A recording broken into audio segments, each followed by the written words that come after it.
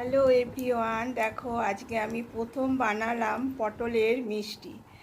মা ফোন করে রোজই বলে একবার পটলের মিষ্টি বানিয়ে তোর চ্যানেলে পাঠাবি, তাই আজকে এটা করলাম। পটলের খোসাগুলো ভালো করে ছাড়িয়ে মাঝখানটা চিড়ে বীজগুলো বার করে নিয়েছি। পটলগুলো একটু বড় বড়।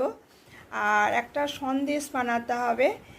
আমি পনির আর দুধ দিয়ে সন্দেশটা বানাবো। পনিরটা এভাবে কুড়ে নিলাম, আর জলের মধ্যে অল্প গোলাপ জল দিয়ে ঝাঁঝরির মধ্যে পটলগুলো রেখে চাপা দিয়ে একটু ভাপিয়ে নিতে হবে, যাতে পটলটা একটু সফট হয়।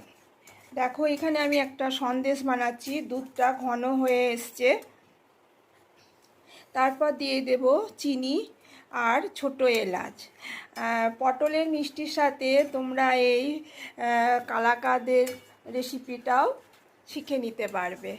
দিয়ে দিলাম পনিরটা, কুড়ানো পনিরটা দিয়ে ভালো করে নাড়াচাড়া করে একটু মাখা মাখা হয়ে গেছে। এবার একটা থালার মধ্যে ঘি মাখিয়ে সন্দেশটা দিয়ে পিস পিস করে কেটে নিতে হবে।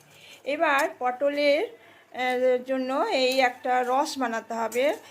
অল্প জল দিয়ে চিনি লবঙ্গ দিয়ে একটা ঘন রস করে নিয়ে পটলটাতে একটু সেদ্ধ করে নিতে হবে, যাতে রসটা পটলের মধ্যে ঢোকে। দেখো কি সুন্দর কালাকাঁদটা হয়েছে।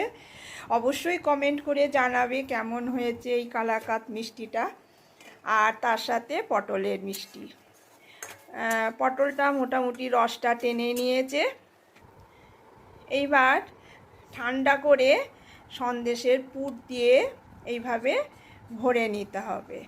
তখনকার দিনে আমার মারা পাড়া প্রতিবেশীর আন্তরিকতার খাতিরে ফুলসজ্জের তত্ত্বতে আমার মাকে আমি দেখিয়েছি এইভাবে পটলের মিষ্টি, পাটিসাপটা সবাই মিলে বানাতো।